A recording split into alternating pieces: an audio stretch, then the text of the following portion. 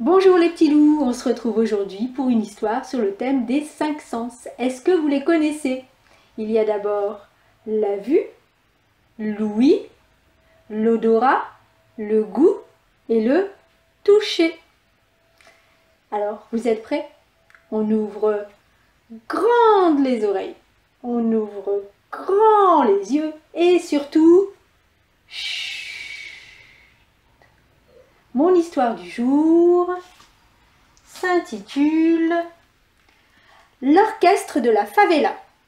Elle a été écrite par France Quatrehomme, illustrée par Sébastien Boscus et elle est parue aux éditions Champ d'Orty. L'orchestre de la favela.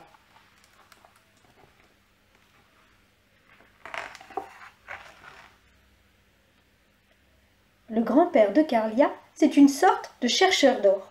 Du matin au soir, il fouine dans les poubelles de la décharge. Il y déniche de vrais trésors, un guidon, une roue, ou je ne sais quoi encore.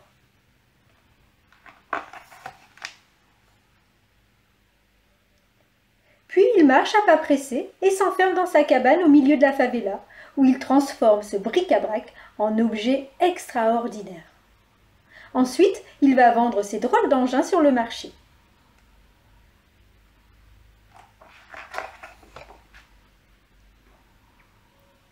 Grand-père, c'est un vrai magicien, un magicien des ordures. Quand Carlia quitte l'école, elle rejoint les beaux quartiers pour y faire le ménage en échange de quelques sous.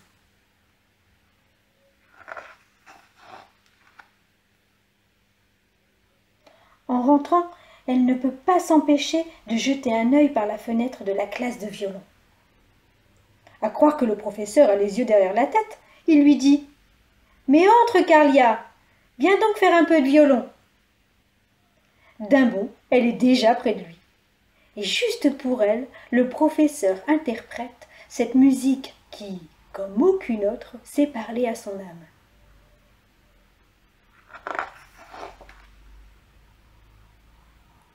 Puis il lui tend le violon, et alors c'est à son tour de jouer. Dans les ruelles de la favela, grand-père cherche Carlia, mais il ne la trouve pas. C'est qu'elle est déjà loin, loin, loin de la favela, loin des ménages et de l'école. Elle est une corde qui vibre libre dans le ciel de Rio.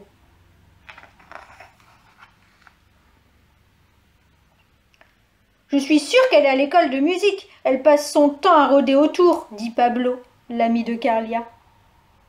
Le sang de grand-père ne fait qu'un tour. Il fonce droit à l'école de musique.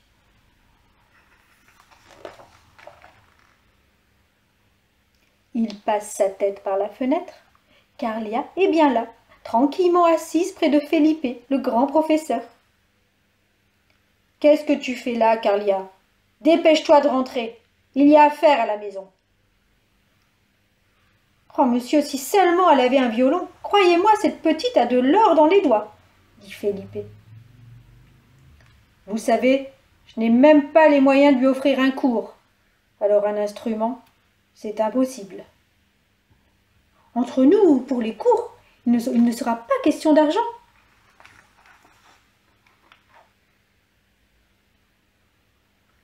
Dans le silence de la nuit, Carlia et grand-père marchent sans dire un mot. « Je n'irai plus, grand-père. Je le sais bien, ces choses-là sont pour les autres, pas pour moi. » Mais le vieil homme ne répond pas. Il reste les yeux fixés sur le bout de ses chaussures.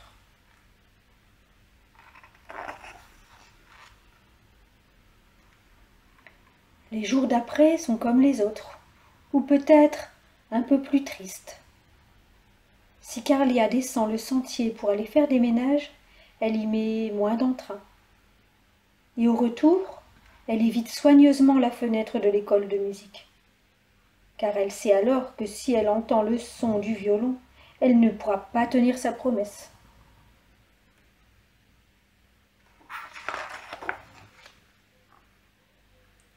Ce matin, Carlia se prépare pour l'école pendant que grand-père gravit la montagne de déchets.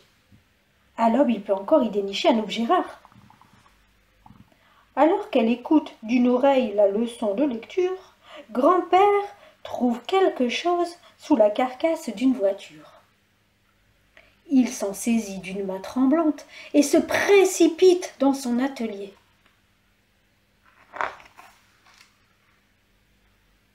Au retour de Carlia, grand-père est là, devant la porte, les yeux brillants comme il ne les a plus eus depuis bien longtemps. Il lui dit: « Tu l'auras, ton cours avec ton grand professeur. Oui, tu l'auras, toi aussi, comme les autres, Carlia. »« Mais je n'ai pas de violon. Je n'en aurai jamais, grand-père. » Sur la table, il y a un drôle de paquet, un comme chez les autres dans les fêtes d'anniversaire. Sauf que dedans, il y a un violon qui ne ressemble à aucun autre.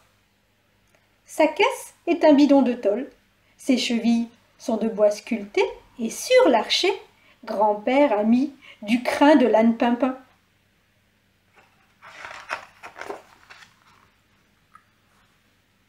Carlia prend son violon, le fait vibrer et refuse de le poser même pour manger ses feijoas.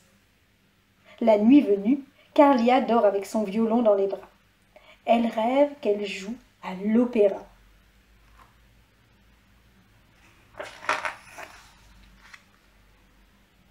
Le lendemain, après l'école, elle se précipite à l'école de musique. « Regarde, professeur, mon violon !» crie Carlia par la fenêtre ouverte. « Oh, joue donc un peu que j'entende sa musique. Quel violon! Eh bien, tu as vraiment mérité des cours. Si tu veux, on commence tout de suite. » Tous les jours, après l'école, Carlia s'installe devant la cabane de briques et travaille sans relâche sous l'œil de grand-père et de quelques curieux.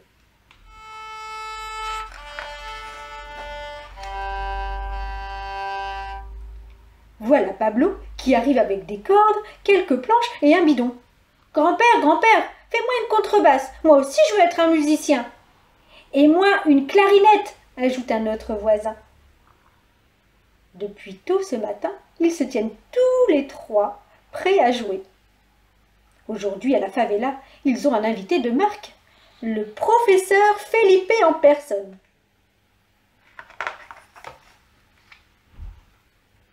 Quand il arrive enfin, le spectacle peut commencer. Les voisins du quartier surgissent de toutes parts pour se joindre à la fête. Les uns avec des tambours, des bérimbos, les autres avec des maracas et des timbales faits de briques et de broc. Le professeur n'a jamais rien entendu de tel. Quand ils ont terminé, Carlia s'approche de lui. « Professeur, nous serions tellement heureux si vous vouliez être notre chef d'orchestre. »« Mais ce serait un honneur pour moi, » répond le professeur.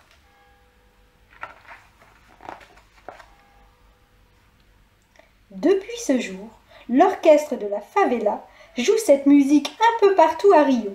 Il paraît même que, bientôt, ils joueront à l'opéra. Et voilà les petits loups, j'espère que mon histoire vous a plu. Pour prolonger ce moment, je vous invite à fabriquer vos propres maracas. Alors restez bien avec nous pour en savoir plus.